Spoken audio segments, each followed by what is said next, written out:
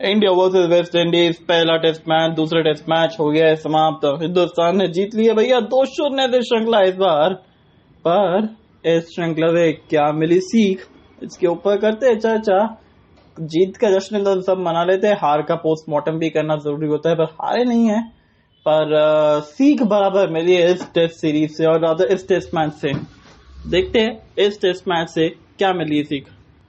You are listening Podbean presents #AskTavish। जीत के जश्न में #AskTavish का सेगमेंट में आप सभी का हाथ जोड़ के स्वागत है। और फिर सबसे पहले गाने के साथ हो जाए शुरुआत।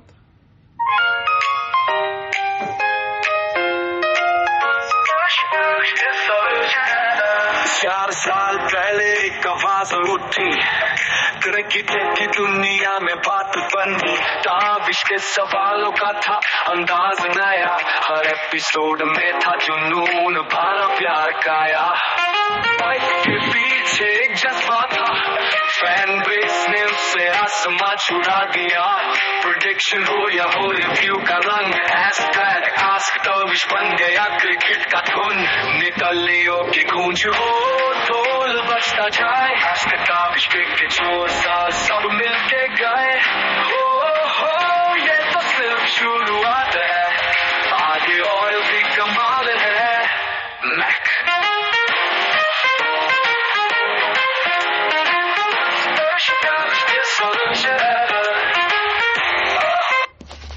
तो फिर लेट्स स्टार्ट। और जीत के जश्न में सबसे पहला पॉइंट जो कि जाता है भारत की बैटिंग के ऊपर।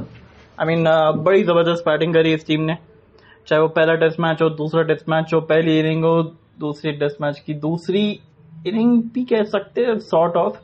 पर जो पहला टेस्ट मैच था उसके अंदर जिस तरीके से बैटिंग करी, राहुल का 100 आया, गिल का 50 जरूर आया, जायसवाल का भी 100 आ चुका था। मतलब सबके 100 आ गए एक तरीके से, सभी के खिलाड़ियों के। तो फिर ये एक अच्छी चीज लगी।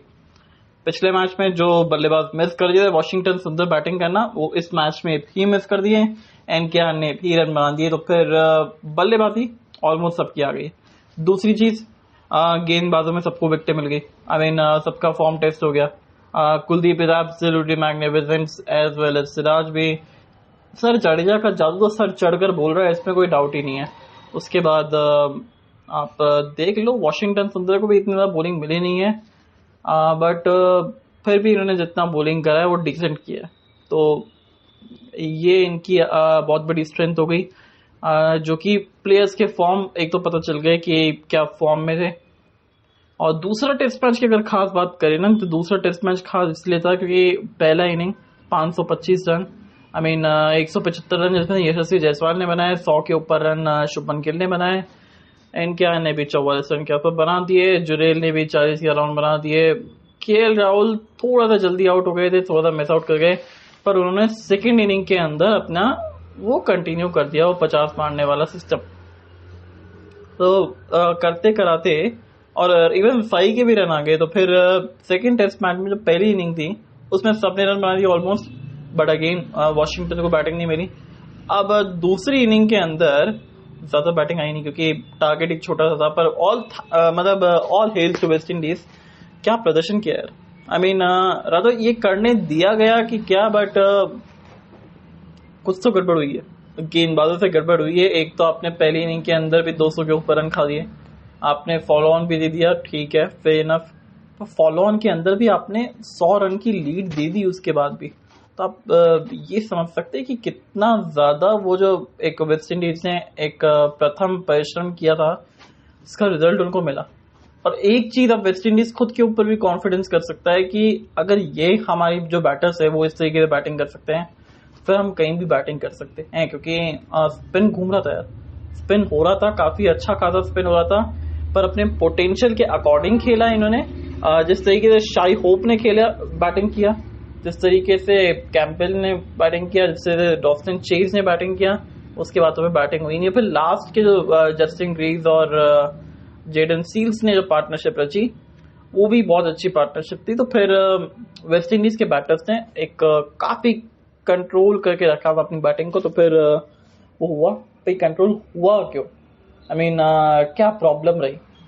देन बुमराह पहले स्पेल के अंदर बॉलिंग करने क्यों नहीं है, काफी सारे सवाल है। और पहली बात तो क्या बुमराह को टेस्ट मैच खेलना भी चाहिए था, ज्यादा टेस्ट सीरीज खेलनी भी चाहिए थी। नहीं खेलनी चाहिए थी क्योंकि अभी इंडिया ऑस्ट्रेलिया का भी दौरा आ रहा है, उनको आप पूरे 8 मुकाबलों के अंदर खिलाना चाहेंगे, 5 T20 3 वनडे। ऑल दो वनडे वर्ल्ड कप दूर है बट इतना ज्यादा दूर भी नहीं है ना। T20 वर्ल्ड कप तो अराउंड फरवरी मार्च से चालू हो जाएगा। तो बहुत सारी चीजें हैं जो कि हिंदुस्तान को भी दूर करनी है अपनी। एक ये जो बॉलिंग के अंदर है, जो ऐसा जो बॉलिंग का लीड हुआ है वैसा नहीं होना चाहिए, खासकर वेस्ट इंडीज टीम के अगेंस्ट तो बिल्कुल नहीं होना चाहिए। दूसरी चीज, अब ये देख के ना कप्तान के माइंड में डाउट आएगा कि क्या वो फॉलो ऑन देंगे कि नहीं देंगे, क्योंकि अगर इसी तरीके से प्रदर्शन रहा और क्योंकि आपके बॉलर्स जो है वो ज्यादा टायर्ड आउट हुए एज कंपेयर टू उनके बैटर्स, तो वो एक चीज है और जो कि समझना पड़ेगा। और एक और जो चीज है ना हमको जो बहुत परेशान कर रही है लंबे समय से, वो है टेल जो है वो हर बार रन बना के जाती है। वो कहते हैं ना कि हाथी निकल गया पूंछ रह गई, वो पूंछ जो है ना बहुत खतरनाक रहती है, वो पूंछ बहुत रन मार के जाती है। उस पूंछ को जल्द से जल्द हटाना बहुत जरूरी है। अब इसके लिए प्लान जो है ना वो आप बनाते नहीं है, और अब यही कोशिश रखते हैं कि 3 स्टंप्स के बीच में गेंद को रखते रहिए, आगे रखते रहिए, यू मिस आई हिट वाला सिस्टम रहता है, क्योंकि टीरेंडस का थोड़ा सा लप्पा मारने वाला ज्यादा थोड़ी सी बैटिंग रहती है।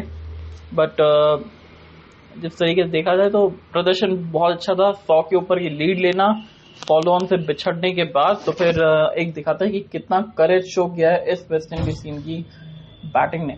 मतलब ऑलमोस्ट कह सकते हो कि दोनों दिन बैटिंग करी है, मतलब ऑलमोस्ट 2 दिन बैटिंग किया है उस सेकेंड इनिंग के अंदर।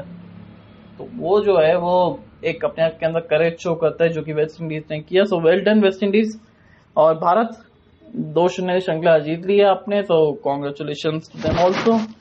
पर अब बड़ा इम्तिहान आएगा, क्योंकि एक तरफ होगा हिंदुस्तान, दूसरी तरफ होगा कंगारू। एक तरफ और रोको की वापसी, दूसरी तरफ ऑस्ट्रेलिया की होगी जोरदार कोशिश।